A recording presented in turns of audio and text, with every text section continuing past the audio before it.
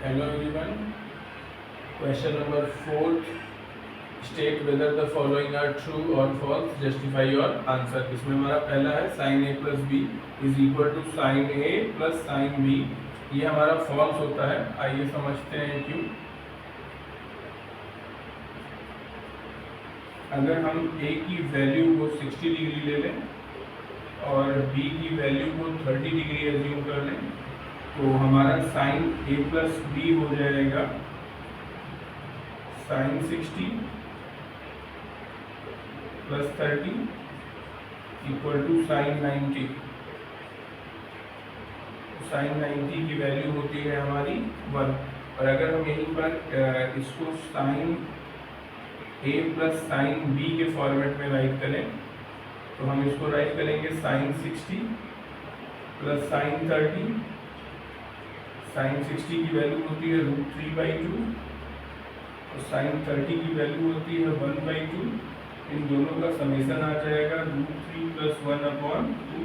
आप देख पा रहे हैं कि साइन a प्लस बी ये sine a plus sine B के इक्वल नहीं होता है क्योंकि साइन a प्लस बी की वैल्यू 1 आ रही है और sine a plus sine B की वैल्यू √3 + 1/2 आ रही है.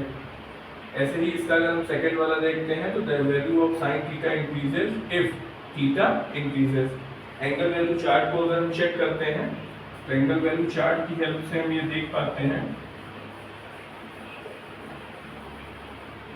एंगल वैल्यू चार्ट को अगर आप देखते हैं तो वहाँ पर साफ साफ लिखा है कि साइन 0 की वैल्यू 0, साइन 30 की वैल्यू 1/2, साइन 45 की वैल्यू 1/2, साइन 60 की वैल्यू √3/2 और साइन 90 की वैल्यू 1 होती है.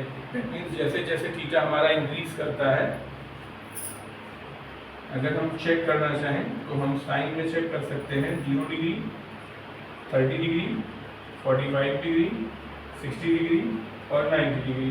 साइन 0 पे वैल्यू 0, साइन 30 पे वैल्यू होती है हमारी 1/2, साइन 45 पे वैल्यू होती है 1/2, साइन 60 पे वैल्यू होती है √3/2 और साइन 90 पे वैल्यू होती है हमारी 1.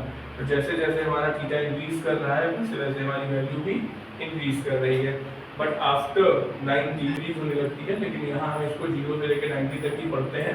तो 0 से 90 तक हमारी वैल्यू इंक्रीज होती है. दैट मीन्स ये स्टेटमेंट हमारा ट्रू है. इसी तरह से अगर हम सेकंड वाले को देखते हैं तो सेकंड में हम थर्ड में हमसे कह रहा है the value of cos theta increases if theta increases. मतलब अगर हमारा थीटा इंक्रीज करेगा तो कॉस थीटा की वैल्यू भी इंक्रीज करेगी. अगर एंगल वैल्यू चार्ट में हम इसको देखते हैं तो cos 0 की वैल्यू 1, cos 30 की वैल्यू √3/2, cos 45 की वैल्यू 1/2, cos 60 की वैल्यू 1/2 और cos 90 की वैल्यू 0. तो यहाँ पर हम देख पा रहे हैं कि जैसे जैसे हमारा एंगल इंक्रीज कर रहा है वैल्यू हमारी डिक्रीज कर रही है. cos 0 पे वैल्यू 1 है, cos 30 पे वैल्यू √3/2 है, cos 45 पे वैल्यू 1/2 है, cos 60 पे वैल्यू 1/2 है और cos 90 पे हमारी वैल्यू 0 है. इसका मतलब हमारा स्टेटमेंट नंबर थर्ड जो है ये फॉल्स है. आइए स्टेटमेंट नंबर 4 को देखते हैं और इसके एक्सप्लेनेशन को समझते हैं. हमसे कह रहा है कि sine theta equal to cos theta for all the values of theta. Theta की सारी वैल्यूज के लिए साइन थीटा और कॉस थीटा आपस में इक्वल होते हैं. अभी अभी आपने एंगल वैल्यू चार्ट में इस चीज को देखा है. only for